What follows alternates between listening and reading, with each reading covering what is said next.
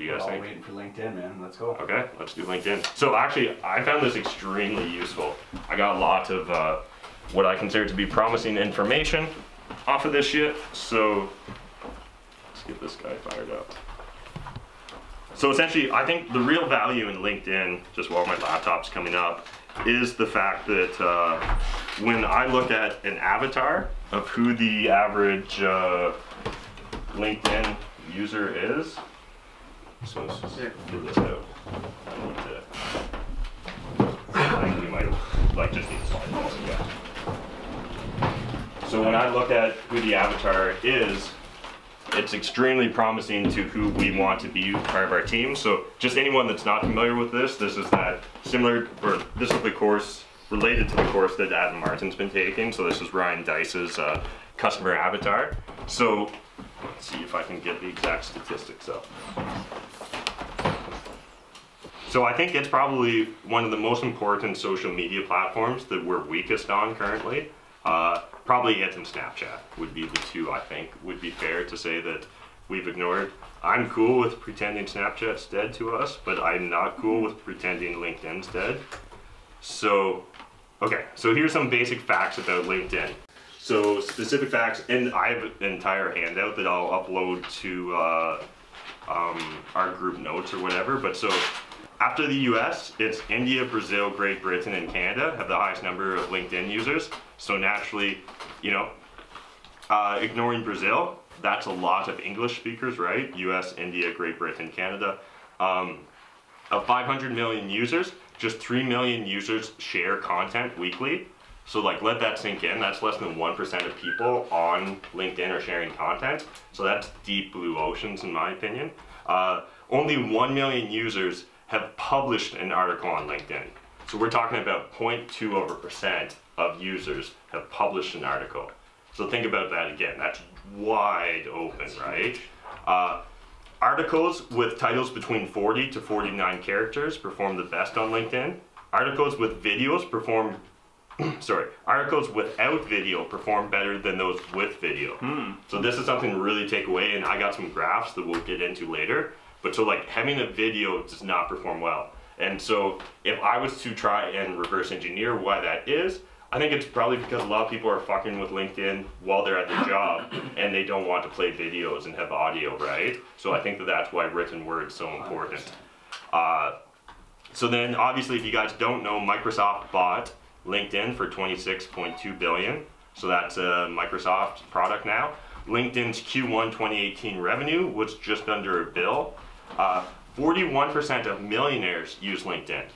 So I like that from this perspective, right? Like if I'm building out who the average person is, an average user spends 17 minutes monthly on LinkedIn. So they're not spending a lot of time here, but what that kind of makes me think is we don't have to worry about annoying them. You know, like you can fucking repeat and re-rinse this shit because there's not a lot of usage there. Where like if you're posting the same article every day on Facebook, I'm gonna block your ass because that's annoying. Where LinkedIn, maybe it's less of an issue. So then there are 5.5 million accountants on LinkedIn. When we look at who's partnered with us in Windsor, now obviously it's probably part because I'm a CPA, but it's a lot of accountants. But literally that means 1% of users on there are accountants. And again, if we look at what the average accountant makes, it's above average for what the average Canadian makes based on Stats Canada data. There's also 3 million MBA graduates. So again, we're talking about 0.6% of all users are MBA graduates. Again, usually that higher education results in higher income, which is great for our avatar. So then 61% of LinkedIn users are between 30 to 64 years old. So again, that's exactly who our winter partners are. They're between 30 and 64. 75% of LinkedIn users earn more than 50 grand. Again, like this is literally, it's just like, it's painting a picture of exactly who we want to partner with in Windsor. So this is why LinkedIn is so important. So then actually getting into it, we're not gonna like this, but long form content gets the most shares on LinkedIn and like by a country mile. So what we're looking at is 1900 words is the recipe for success. So like look at how much articles with 1900 words get shared versus everything else. What's that follow-up? Like what's second or? So like the second then is like... is that whole graph just number of words? Yes, yeah. Okay. So it's going up, right? So they didn't count above 2,000, but essentially 40%. Yeah, maxes out at the 2,000. So Yeah. it might even go up Yeah, more. Maybe. but so obviously we can see that the 3 most popular are the 3 longest forms. So that seems like a very dependable thing. So 260 million LinkedIn users are logging in each month. 40% of monthly active users use LinkedIn daily.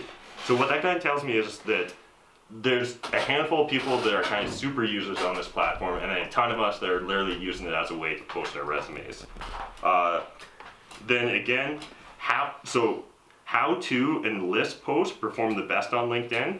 So we can see that this is how your average post performs. This is a how-to or a list article performs. Again, I think probably because of the user profile, but like there's so much data on LinkedIn, probably because there's so many accountants and engineers on it. But so essentially, we can even know what types of lists are most popular. So lists with 5, 7, or 9 results or headings are the most popular. So essentially like the 5 tips or the 7 tips or the 9 tips. Again, like you may think, oh, this isn't important. Look at that graph. Like why, right? Like people don't like even numbers. It's insane, but like there's literally something there that can't be ignored. So like by the time, essentially, I haven't had time to do this, but what I want to, based off of this presentation, is distill down for you guys a checklist that then will literally help us create best practices for LinkedIn, because I don't think it's going to become natural to us. So then beyond that, again, really weird data, but have exactly 8 images in your published post, because they don't like anything but 8 images. Because again, you can see this data is overwhelming. Like this is crazy shit. And that's spread throughout the document? Yeah, yeah. So I have screenshots of everything here, plus direct links to the sources, so that you guys can validate. But so then should make this into like a social mediation ebook. Like yeah, yeah, we can literally do. Yeah, you got it all. So then also LinkedIn has a perfect Moz score. So Moz is like where you. So if you're not familiar with a Moz domain authority, it's the score a website gets out of 100 to reflect how a search engine ranks them. So LinkedIn is always at the top. It's a perfect website as far as search engines are concerned. So again, think about that.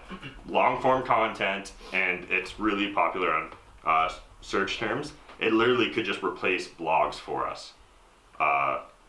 So then otherwise, so yeah, it's got perfect 100, and then the benefit really is that there's a lot of B2B marketing going on. But so essentially, then what we got is like, you know, some content from Foundation.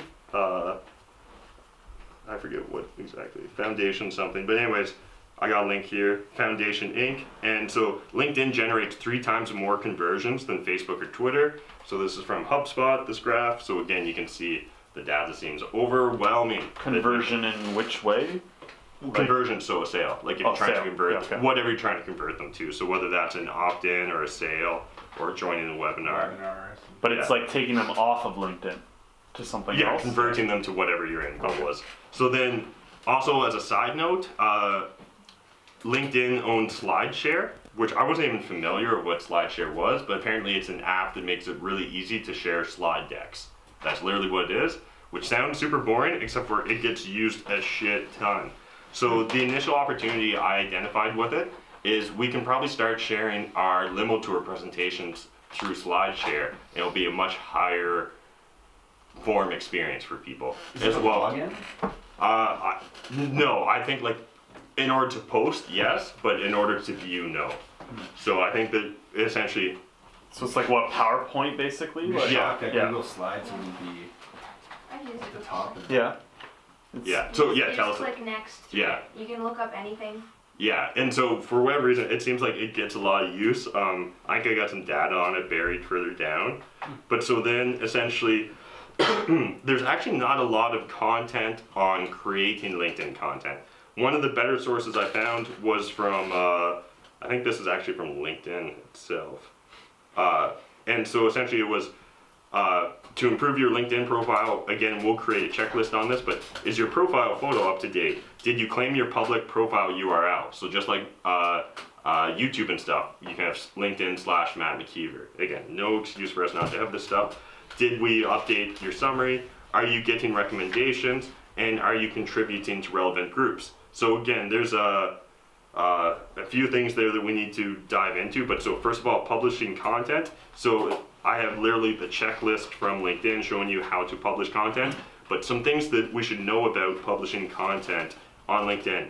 So your original content appears in your professional profile. So similar to like a Facebook post, right? If you share a post, that's on your profile. But then your content is shared with your connections on LinkedIn, so similar to your Facebook friends. You get to share your thoughts with people who are not in your LinkedIn network. It allows people to follow and connect you, so similar to Facebook, as long as you have an open profile, people that aren't friends or connections on LinkedIn can see your shit. And you can then like share it on other social media channels, again, to help increase views. So a couple of things to discuss there. So one is there's actually like a LinkedIn influencer. And so no one actually knows how you become a LinkedIn influencer, but it's an actual title. And essentially it appears that LinkedIn staff chooses who's influencers. And so there's a lot of power there. But again, it actually looks like there's some pretty low-hanging fruit in order to potentially get into this. In addition, obviously, LinkedIn also has groups. So when I specifically started looking at LinkedIn groups, I have a screenshot on my handout, but essentially the Canadian Real Estate Referral Network has 6,000 members. Then the Canadian Real Estate Investing Network has 3,000. Then Canadian Real Estate Forums has 1,100. And then Canadian Real Estate Investors Network Group has 500 members. So literally the top 4 groups go from 6,000 to 500 members. So like we could take over groups on LinkedIn like nobody's business. So again, I think that's a huge opportunity that we're not fully taking advantage of. And in addition, I got a direct link to how to get your customizable URL in my handout, so each of us can do that. Then getting into advertising on LinkedIn. What's it like to create a group? Like, you have to be certified or no, you just gotta have an account and shit. Yeah, so that's pretty easy. So then one other thing to know about is if you like a post on LinkedIn, it gets shared with all your connections. So like that's really powerful. So Facebook, sometimes it gets shared, but the information that was written here may sound like it's always shared when you like a post on LinkedIn currently. So that's something to be aware of. So then what separates LinkedIn advertising from other types of paid advertising? There's a lot, but first of all, the floor is way higher on LinkedIn. And that's because you can get super targeted and they're considered to be way better leads than some random profile on Instagram or some fake account on Facebook. So you're looking at spending way more on LinkedIn. But again, like we can fucking like target so tightly, I think, on this. But there's all sorts of different ways to actually advertise on LinkedIn. So you can have sponsored content, you can have direct sponsored content, you can have sponsored in mail, you can have text ads, you can have dynamic ads, and you can have lead generation forms. So essentially just high level, breaking that out for you guys. Sponsored content, these are native advertisements directly within the LinkedIn feed, appearing alongside content LinkedIn members curate for themselves. So that's essentially like a Facebook sponsored ad, right? So that's what a sponsored content ad is on LinkedIn.